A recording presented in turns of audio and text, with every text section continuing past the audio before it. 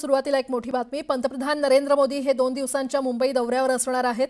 8 October रोजी नवी मुंबई विमानतळ आणि मुंबई मेट्रो 3 तसंच इतर काही विविध विकास कामांचा शुभारंभ त्यांच्या हस्ते होणार आहे। पंतप्रधान नरेंद्र मोदी हे 8 ऑक्टोबर रोजी रात्री राजभवनला वास्तव्याला असणार आहेत, तर दुसऱ्या दिवशी पंतप्रधान मोदी दरवर्षी पार पडणाऱ्या ग्लोबल फिनटेक फेस्टिवल 2025 ला उपस्थित राहतील।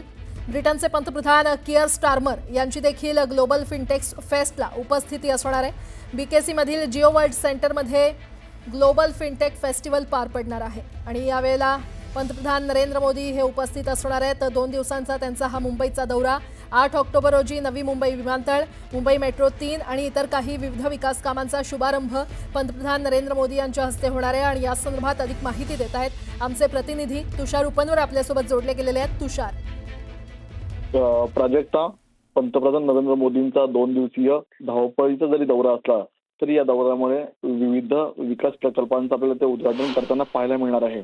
नवी मुंबई विमानतळाकडे सर्वांचं लक्ष लागलं होतं की नेमकं नवी मुंबई विमानतळाचं इनॉग्रेशन कधी होणार, तर आता तारीख कन्फर्म झालेली आहे। 8 तारखेला पंतप्रधान नरेंद्र मोदी यांच्या हस्ते आपल्याला नवी मुंबई विमानतळ आणि मुंबई मेट्रो 3 या 2 विविध विकास कामांचा शुभारंभ होताना पाहायला मिळणार आहे।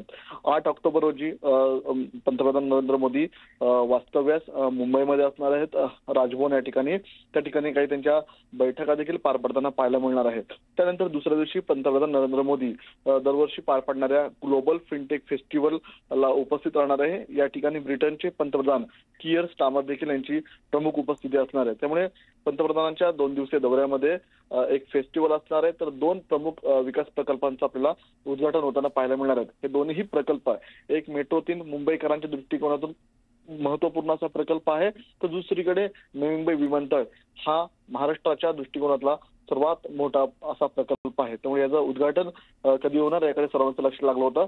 अखेर तारीख 8 आता या ठिकाणी पंतप्रधान मोदींनी आता फायनल केल्याचं पाहायला मिळत आहे। बरं तुषार, धन्यवाद या संपूर्ण माहितीसाठी।